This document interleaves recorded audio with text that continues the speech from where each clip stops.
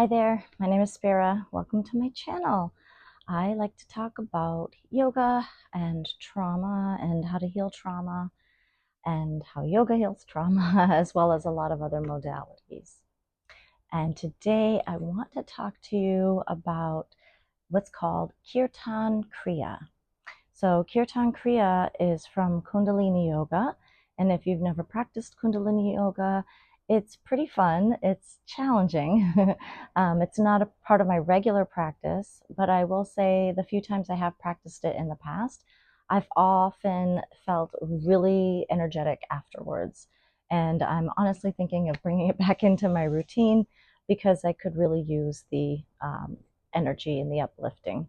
So the last few years, basically, I've been struggling a lot with my depression symptoms. And as you know, depression is very common with trauma. But I'm also middle-aged, and so that's a bit of a factor for me as well. And I'm having issues like memory loss and loss of recall and stuff like that. I often have to use notes in front of me, and it's kind of just tough to remember. My memory is not what it used to be, which is why I want to share this with you. So I came across this recently, and only because, as I said, I kind of forgotten about Kundalini Yoga. And I was kind of Googling it to look up the studies around it, because there are studies that show that it's very helpful for mental health. And I came upon the Kirtan Kriya. So Kirtan Kriya is basically a meditation, but it's a type of a meditation that involves your hands and singing as well.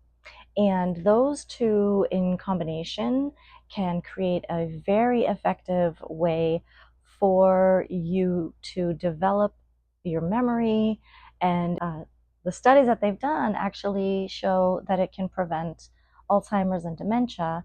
And not only that, but also help improve the symptoms of Alzheimer's and dementia.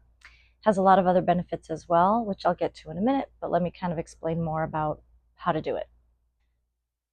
Okay, so the mantra that we are using is based on the words Sat Nam. And if you have practiced yoga before, you've probably heard that before. Sat Nam simply means my true essence. Now, Sat Nam is divided into syllables for this particular exercise. Sa, ta, na, ma. And you use your hands in conjunction with making the sound. So it's sa, ta, na, ma. Sa, ta, na, ma. So this act of using the fingertips, there are a lot of nerve endings, by the way, in the fingertips, and then the sounds themselves, there are, according to Eastern tradition, these acupressure points at the roof of the mouth. And the activity of combining these two together, it increases activity in areas of the brain that are central to memory.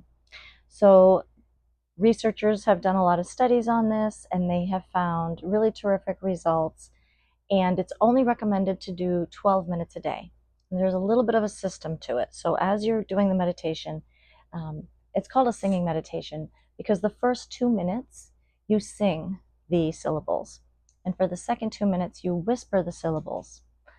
For the following 4 minutes, you stay quiet and you do the syllables in your mind. And then you go backwards. So the next 2 minutes you whisper, and the last 2 minutes you sing them again. And that's it. That's 12 minutes. So apparently, if you do this every day, there are a lot of benefits. And I have some notes, so I'm going to read to you what the benefits are. Okay, the list is a bit long. Are you ready? Okay, so Kirtan Kriya benefits. Reverses memory loss, increases energy levels, improves sleep quality, upregulates positive genes and downregulates inflammatory genes, reduces stress, improves psychological and spiritual well-being, activates significant anatomical areas of the brain, increases telomerase, which is an enzyme that slows cell aging by 43%. And according to the study, that is the highest number they've ever seen. So that's kind of cool.